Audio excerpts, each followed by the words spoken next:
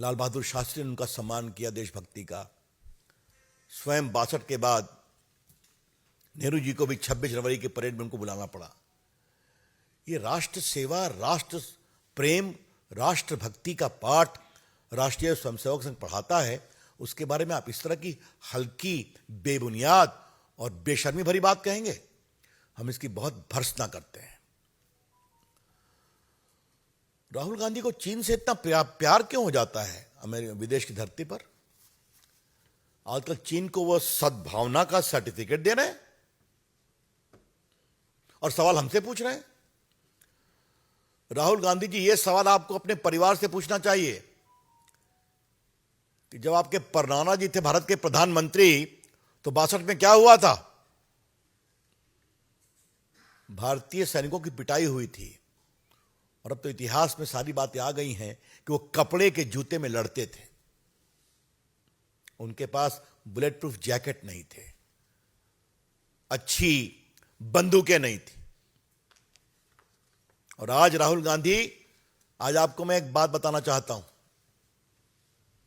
आपकी सरकार का ऑफिशियल स्टैंड था, जिसको आपके रक्षा मंत्री AK एंथोनी ने कहा था सदन में, कि हम अपने सरहद पर इंफ्रास्ट्रक्चर को मजबूत करके चीन को इरिटेट नहीं करना चाहते हैं।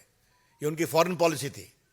और आज देखिए, हमारे प्रधानमंत्री नरेंद्र मोदी जी को लद्दाख से लेकर अरुणाचल तक सारे इंफ्रास्ट्रक्चर, सारे पुल, सारी सड़कें बन गई हैं और सेना का मूवमेंट कितना सुलभ हो गया है। इसे कहते हैं स्वाभिमान, इसे कहते हैं सामरिक सुरक्षा। लेकिन सामरिक सुरक्षा राहुल गांधी कितना समझते हैं, इस पर थोड़ा विवाद करना पड़ेगा, बहस भी करनी पड़ेगी। हम चाइना को लेकर उनके कहे गए सारी टिप्पणियों की भर्त्सना करते हैं। और राहुल गांधी जी, आप विदेश की धरती पर भारत का अपमान करना बंद करें। अगर देश आपको बार बार हराता है, आपकी पार्टी को, तो कृपया कर करके इसका गुस्सा विदेश की धरती पर मत रखें। और एक बात मैं और बहुत विनम्रता से कहना चाहता हूं, विदेश में तो सबको बोलने का अधिकार है, लेकिन अगर ब्रिटिश संसद के प्लेटफॉर्म का दुरुपयोग भारत के लिए अपमान के लिए हो रहा है, तो क्या वहां के संसद सदस्यों का भी तो अधिकार बनता है कि कुछ सवाल पूछें, बताएं कि आप क्यों कर रहे हैं। आप मुझे ये बताइए कि नरेंद्र मोदी की अगुवाई में भारत दुनिया की 5th इकॉनमी बना है कि नहीं बना है? इंग्लैंड से आगे बढ़ा है कि नहीं बढ़ा है? मोदी आज दुनिया के सबसे लोकप्रिय नेता है या नहीं है? फिर इस तरह की बेतुकी, बेशर्मी भरी, बेबुनियाद और झूठ बात, तो कहीं ना कहीं उनका प्रतिकार होना चाहिए जिस प्लेटफॉर्म का दुरुपयोग कर रहे हैं। मैं बाकी वो कांग्रेस के समर्थकों से मिलते हैं, इस पर हमें कोई टिप्पणी नहीं करनी है, लेकिन अगर संसद में उसका दुरुपयोग कर रहे हैं तो there needs to be a proper rebuttal, यह मैं कहना चाहूंगा। तो दूसरी बात मेरे अपने प्रदेश का मामला है। कल राबड़ी जी पर रेड हुई, आज लालू जी पर चल रही है।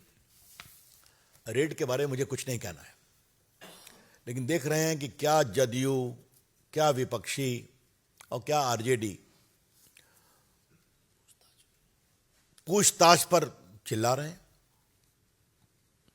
और कह रहे हैं सीबीआई का दुरुपयोग हो रहा है। तो थोड़ा हम रिकॉर्ड साफ करना चाहते हैं।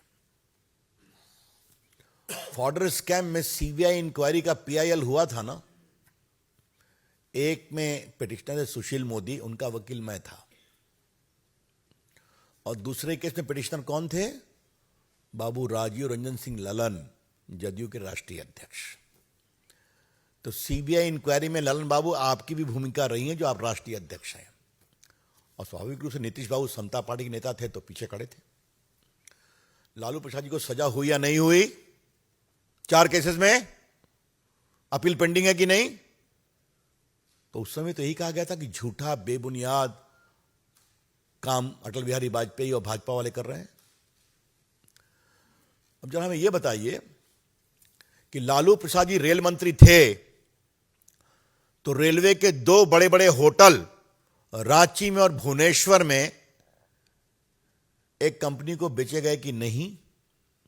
और वो कंपनी ने पटना की एक बहुत बड़ी अपनी जमीन नई नई कंपनी बना के परिवार को दी कि नहीं दी, जहां बिहार का सबसे बड़ा मॉल बन रहा था?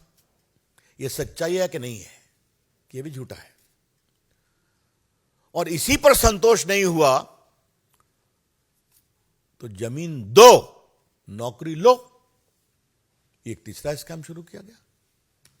और मेरे पास सब के नाम हैं जो आप लोगों ने छापे हैं, हमने नहीं छापे हैं। मेरे पास सब आप ही लोग की कतरन सब रखी हुई है।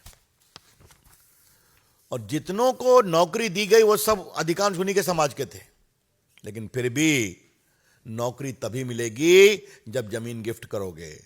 मेरी पत्नी को, मेरी बेटी को, मुझे, दोनों बेटी को। और लगभग 4.5 करोड़ की जमीन